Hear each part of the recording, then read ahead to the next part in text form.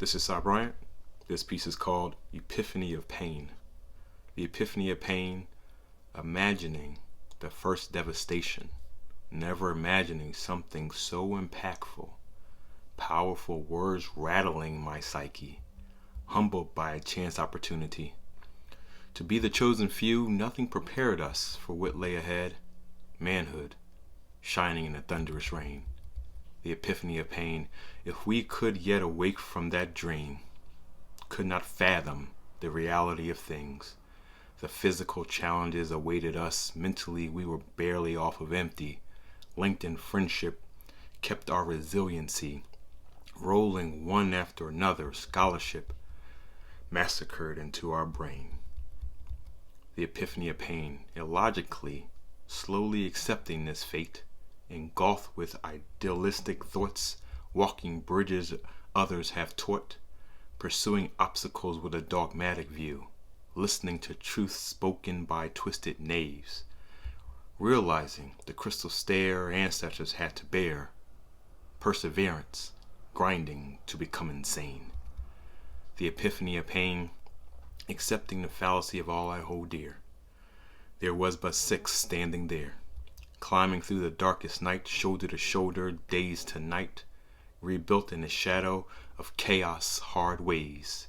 Souls combine into the chaotic six, uplift, birth in the hardest of ways.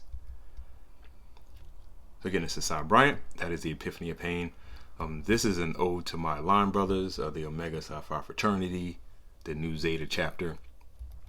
It is something really unique, and people in my life that see me as successful. You know, success is always in the eye of the beholder. And they say, well, how were you able to manage this? How were you able to endure this?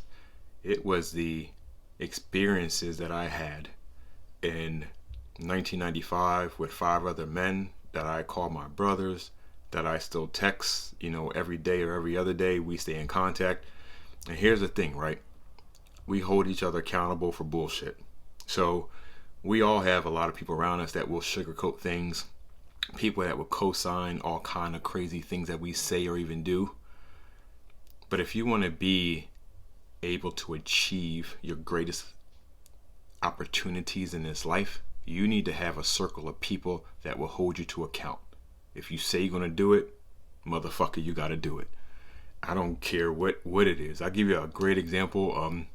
I had just returned from London one time, and my wife was doing this radio contest, and she had to secure something from this university that was literally 100 miles or so away. So I'm literally off the plane. I'm on the late flight in from London, and we're driving. I'm tired, right? And we're taking turns tired. We're so tired. We're taking turns driving, I mean to say.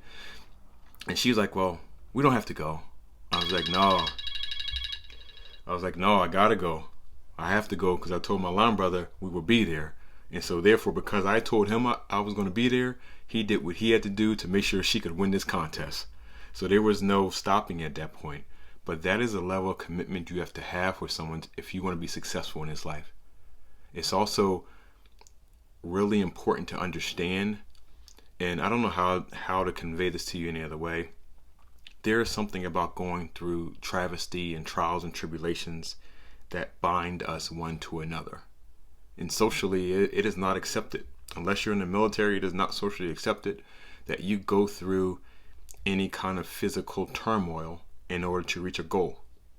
It's sometimes accepted in athletics, but what I found is that going through some experiences with these 5 other men, it has enabled us to be strong. It has enabled us to think differently but act as one. It has enabled us to check each other. It has enabled us to do a lot of different things together.